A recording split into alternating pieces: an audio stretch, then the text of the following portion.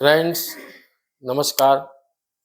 आज की वीडियो में मैं बात करूंगा विधवा योग की कि विधवा योग कुंडली में किस प्रकार बनता है और उसके क्या उपाय करें ताकि हमें कष्ट से छुटकारा मिले। तो आज यही बात करेंगे हम।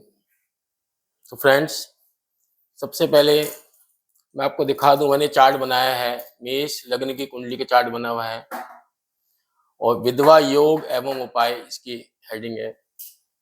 तो फ्रेंड्स, सबसे पहले मैं कहना चाहूंगा कि विवाह के लिए हमारा जो सप्तम हाउस उत्तरदायी होता है। हम विवाह को देखते हैं तो सप्तम हाउस को देखते हैं और शुक्र को देखा जाता है कि शुक्र की स्थिति क्या है, गुरु की स्थिति क्या है। तो फ्रेंड्स, यदि सप्तम का स्वामी अष्टम में बैठ जाए, अब सप्तम का स्वामी कौन हुआ?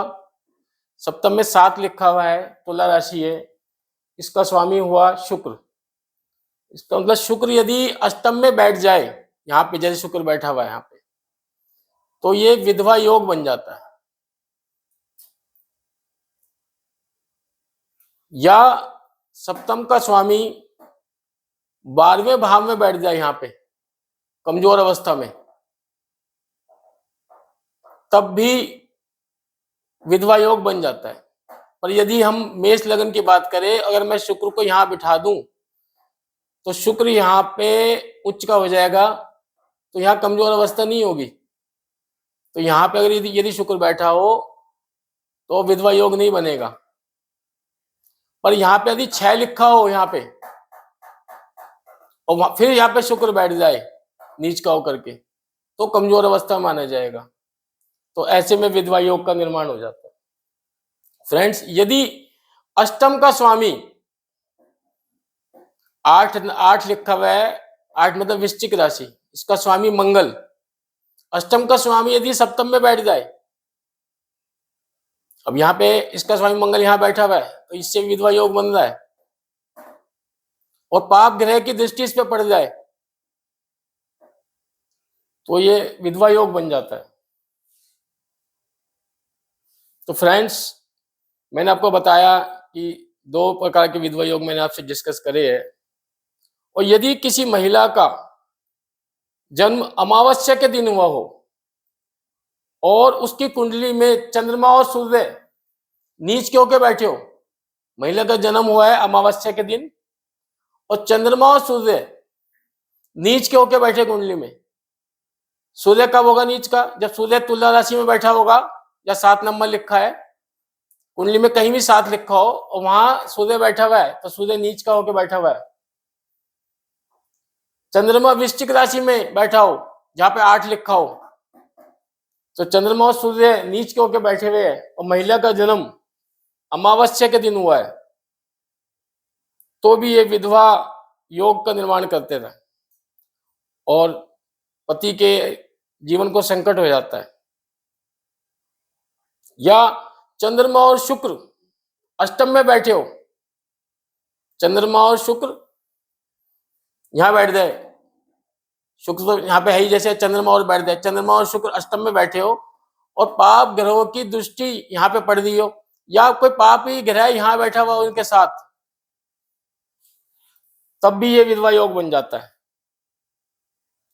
या सप्तमेश का संबंध शनि या मंगल से बन जाए और सप्तमेश कमजोर हो जाए, तब भी विधवा योग का निर्माण हो जाता है। या सप्तमेश शनि सप्तमेश होकर बैठा हो, यहाँ पे शनि बैठा हो सप्तम भाव में, सप्तमेश शनि मंगल को देखता हो और वो मंगल को देख रहा हो, शनि तीसरी 7वीं 10वीं दृष्टि से मंगल को देख रहा हो, तो भी दाम्पत्य जीवन में बहुत कष्ट होता है और विधवा योग का निर्माण होता है। यदि मंगल सप्तम भाव में बैठा हो, मंगल यहां बैठा हो सप्तम भाव में जैसे बैठा हुआ है, और शनि की इस पे दृष्टि पड़ रही हो, तीसरी 7वीं 10वीं इस पे दृष्टि पड़ रही हो, तो भी विधवा योग का निर्माण हो जाता है। और यदि सप्तम में सूर्य और मंगल बैठ जाए, उनकी युति हो जाए, यहाँ पे सूर्य और मंगल बैठ जाए, या राहु और शनि यहाँ बैठ जाए, तो भी ये विधवा योग का निर्माण करता है। मंगल या शनि सप्तम में हो और मंगल हो यहाँ पे या शनि हो सप्तम में और पापी ग्रहों की दृष्टि पड़ रही है उन पर, कहीं पे राहु केतु बैठे हुए हैं, उनकी दृष्टि पड़ रही है, तो भी ये विधवा योग का निर्माण हो जाता है। तो फ्रेंड्स, अब हमने समझा कि विधवा योग किस तरह से बनता है। अब मैं बात करूंगा उपाय की। यदि विधवा योग बन रहा है तो हमें उसका उपाय कर लेना चाहिए, ताकि विवाह के बाद हमें कष्ट ना हो या पति की मृत्यु ना हो, इस कारण से हमें बहुत कष्ट उठाना पड़ता है। तो यदि हम विवाह से पूर्व कोई उपाय करना चाहे, जो कि हमें 100% कर लेना चाहिए, तो कन्या का विवाह भगवान विष्णु की प्रतिमा से कराओ। विवाह कराने से पहले ये आपको करवाना है, भगवान विष्णु की प्रतिमा से कन्या का विवाह कराओ, या पीपल के वृक्ष से कराओ, या मिट्टी के घड़े से कराओ। और मिट्टी के घड़े से जब कराते हैं तो विवाह के बाद उस मिट्टी के घड़े को हमें पीपल के पेड़ के नीचे तोड़ देना चाहिए, उसको साबुत नहीं रखना है।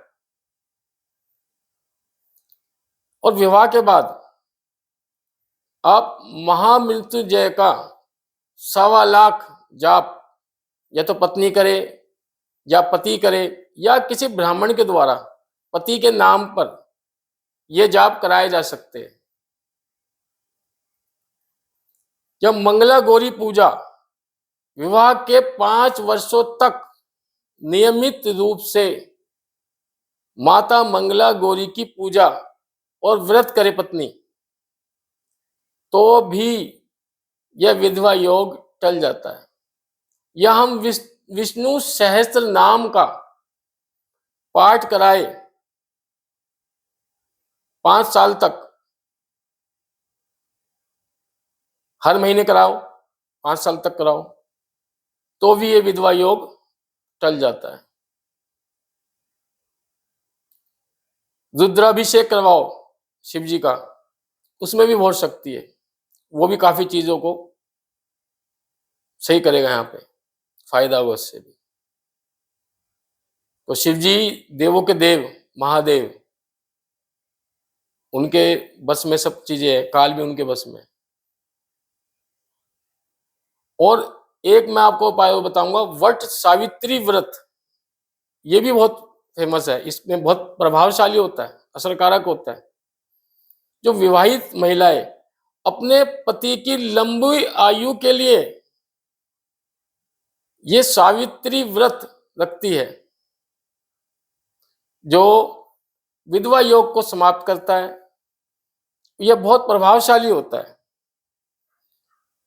तो फ्रेंड्स, मैं ये कहना चाहूंगा, यदि हम कुंडली को चेक करके पहले से ये जान लेते हैं कि हमारी कुंडली में विधवा योग बन रहा है, तो हमें उसको समझ के फिर उसका उपाय करना चाहिए, ताकि जो हमारा वैवाहिक जीवन है वो हंसी खुशी बीत सके, उसमें कोई डिस्टर्बेंस ना हो, कोई समस्या ना आए।